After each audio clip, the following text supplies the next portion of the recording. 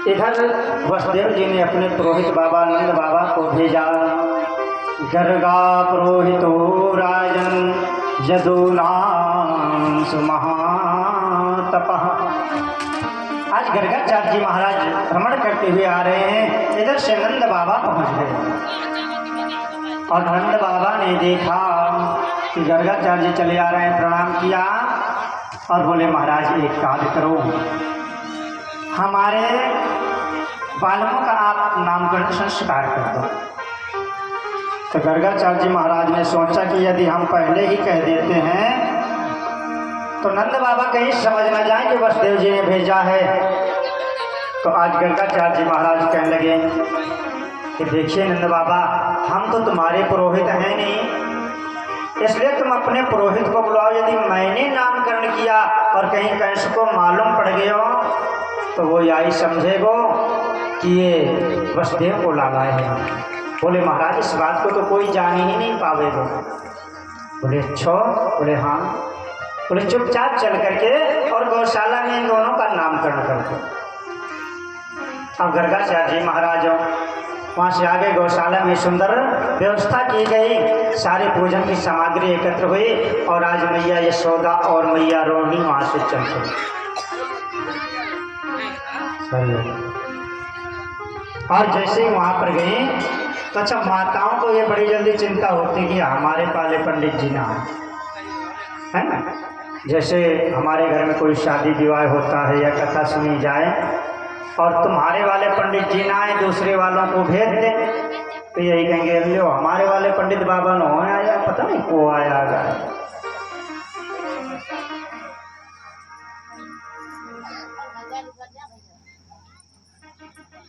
आज मेरे प्यारे भक्तों, वही आज मैया यशोदा सोचने लगी ये हमारे वाले तो कुल पुरोहित हैं नहीं, अब पता नहीं इनको आता जाता है कुछ या नहीं आता जाता है।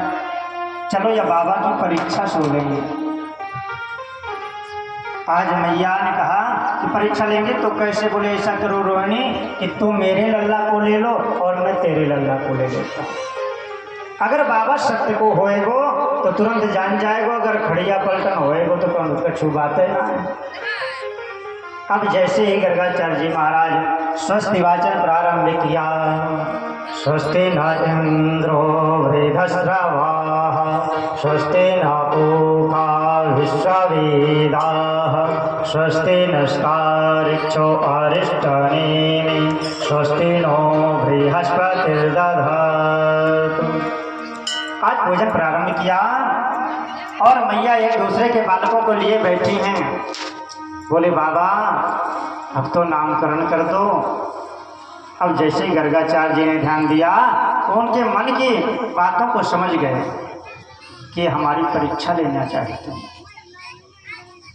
तो आज मैया यशोदा जिस बालक को लिए बैठी हैं तो भगवान गर्गाचार्य जी महाराज कहने लगे, हे देवी सुनो, अयम ही रोहिणी पुत्रो, ये जो तुम्हारी गोद पर बैठा है ये तुम्हारा नहीं।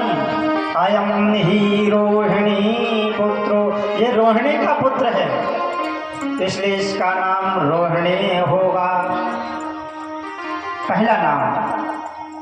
इसके पश्चात कहा कि सबको आनंद देने वाला होगा, और जो सबको आनंद देते हैं उनको क्या कहते हैं कि जो आनंद सुंध सुख राशि हसी करते त्रैलोक सुखासी, सो सुख धाम राम यश नामा अखिल लोक दायक विश्राम।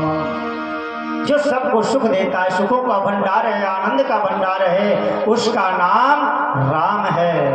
और इसमें बल बहुत अधिक होगा, इसलिए लोग इन्हें बलराम भी कहेंगे। और ये किसी समय मैया देवकी के गर्भ से संकर्षण विधि द्वारा मैया रोहिणी के गर्भ में लाए गए हैं, इसलिए इनका एक नाम संकर्षण भी पड़ेगा। बोले बलराम महाराज की।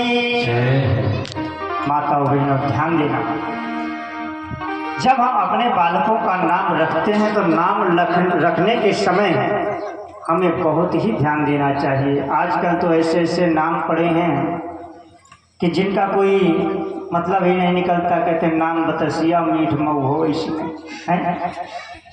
किसी किसी मैया का नाम है गुलाब रानी और महक कुकरम दो जैसी नहीं हो रही है। हाँ। लेकिन यहाँ किसी माता को नाम हो तो बुरा न माने